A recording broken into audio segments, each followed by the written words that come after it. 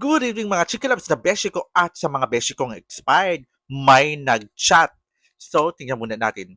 Hi beshi ko, pwede bang bigyan mo ng honest reaction ang nagwawalang teacher sa TikTok habang naka-live? Siyempre, bago natin siyang bigyan ng reaction, himay-himayin muna natin bawat isa, di ba? Ang hirap naman ng magyaw-yaw-tiw-tiw ka na unfair sa bawat panig, di ba? Alam nyo naman ang beshi nyo, real talk. Nakakalimutan nyo yung boundaries nyo Kakalimutan nyo yung boundaries nyo. Una sa lahat, hindi nyo kami binabayaran dito para magtau-tauhan at gawin yung robot at gawin yung katatawanan sa harapan.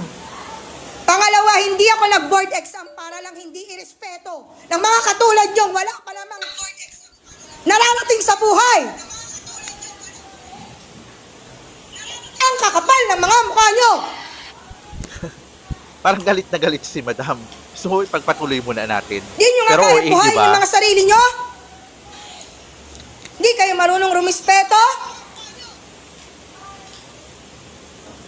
Gina G, si Madam.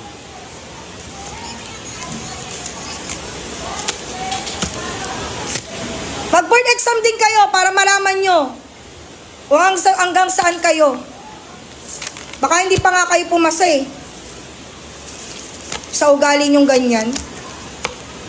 Di na nga kayo matalino Wow.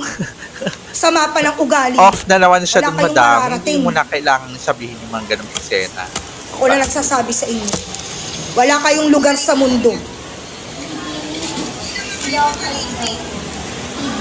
Hala, dun siya parang sumablay Bumaba ng ka na bongga. Sa una-una pa lang yung mga Tatawa yaw-yaw ka pa. na okay. Pero parang, Grabe. naka-live siya ha. More yaw-yaw tiw-tiw siya. Ipagpatuloy. Galing squatter. Ayan na siya, galit na galit talaga siya. Wala nang narating. Binigyan mo na, hinatulan mo na. Nang mararating sa buhay. Kung anong meron yung kabataan. Diba? Kung ano yung future ng kabataan, ikaw na humatol. Palhatol pala ang teacher na beshi ko. Aray ko, OA na talaga dahil. And highly excited po kasi, Madam. Okay, this is my reaction for today's video. Ayan, alam nyo, ito ha, real talk naman tayo, alam nyo yung mga chikilabs na beshi ko, lalo na sa mga beshi kong expired dyan, syempre hati ang opinion, kanya-kanya kong opinion. Ako lang naman po is my own opinion, di ba? I'm sorry kung ayaw nyo yung opinion ko, pero ako lang naman is nagpapakatotoo. At opinion ko po ito, di ba? May kanya-kanya tayong opinion. Alam mo na kapag OJT ako sa educational psychology sa school, elementary, ang mga bata po talaga sa ngayong generation, napakatitigas ng ulo. Grabe. Kasi iba yung generation po ng mga 80s, na basta yung mga kabataan pa noon, 90s, iba ang generation dahil ang mga estudyante ang takot talaga sa teachers. Ngayon po kasi, ang mga teachers ang gustong takutin ng mga anak dahil I'm sorry po ha, dahil yung mga magulang din naman kasi is tinuturuan ang mga anak na, o pag ganito ganyan, sabihin mo ha, rereklamo natin yan. Kaya ako po sa mga teacher, I salute you to all the teachers out there kung mahaba yung PC ninyo. Sa ngayon kasi, kapag magti-teacher ka, yung mga public teachers especially, kahit yung mga private teachers, kailangan mahaba yung PC. Ganun po talaga yun. Sa ngayon. Hindi katulad dun dati, di ba, nung public, elementary pa lang ako, Diyos ko, napipingat ako ng teacher ko. Hello po kay Ma'am Kuli ko. Pero dahil sa kanya, naging first honor ang besh do. Char, biglang nagbaganda, ino. Tapos, ayun po, ngayon, para kasi yung ibang nanay din, parang mga nana, di ba? I'm sorry po sa mga nanay din po dyan, ha.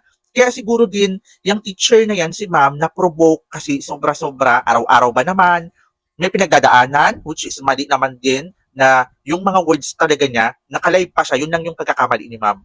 Nakalive pa po kayo, sinabi nyo yung mga hindi dapat sabihin, which is sobrang naka-affect yun sa mga estudyante nyo. Doon naman tayo sa emotional. Yung emotional na damage po talaga, ayan.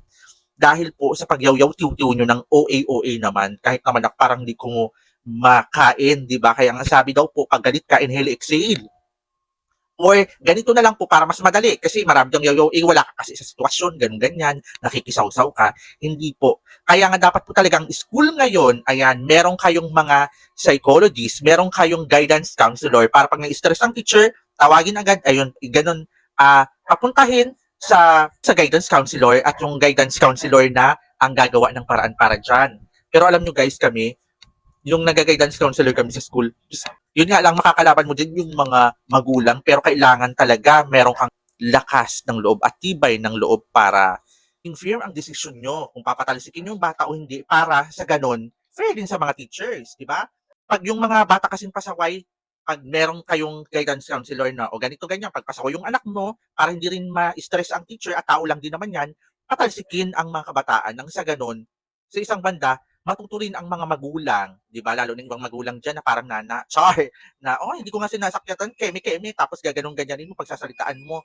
Tao lang po ang mga teachers. Ano po, may part na tama si ma'am pero may part din na mali siya. Siguro dahil lang din sa stress 'yon, 'di ba? Hindi natin masisisi. Grabe ang work ng teacher ngayon, hindi katulad nung unang panahon. Talagang pagpasaway-saway ka, pipindutin namin ninyo yung mga nanay-nanay diyan, 'di ba? Kaya para sa akin talaga, mas maganda yung dating mga teachers talaga. Kasi natututo talaga ang mga kabataan.